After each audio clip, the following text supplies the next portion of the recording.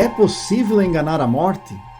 No início do ano de 2003, eu fui para um projeto em São Tomé, a capital da ilha africana de São Tomé e Príncipe. Fiquei hospedado na casa do casal missionários lá, Hamilton Cardoso Bernardo e Adriana, fundadores daquela obra missionária.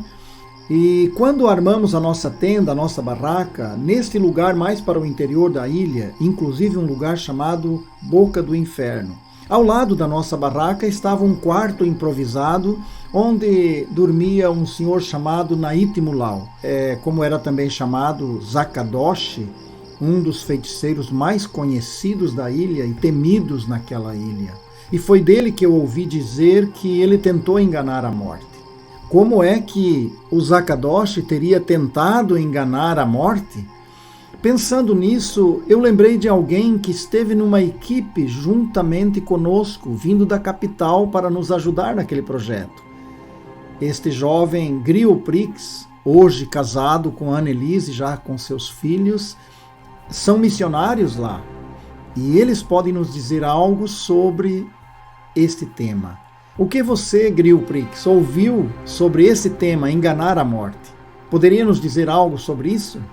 Existe uma tradição entre os curandeiros em São Tomé que eles dizem que podem enganar a morte. E como isso acontece? Eles têm uma data para morrer, segundo eles. Então eles pegam uma pessoa quando chega essa data e essa pessoa morre no lugar deles. E então assim é a forma que eles têm de enganar a morte.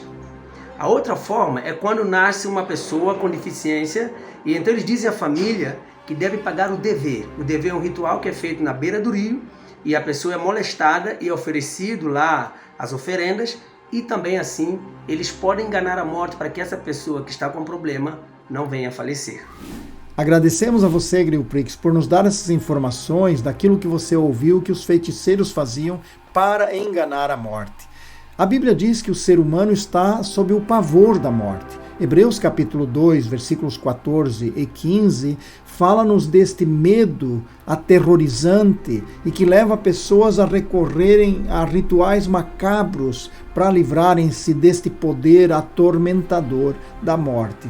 No entanto, o escritor aos Hebreus aqui diz que Deus trouxe uma solução para o ser humano. Diz o texto: e visto como os filhos participam da carne e do sangue, também ele participou das mesmas coisas, para que pela morte aniquilasse o que tinha o império da morte, isto é, o diabo, e livrasse todos os que, com medo da morte, estavam por toda a vida sujeitos à servidão.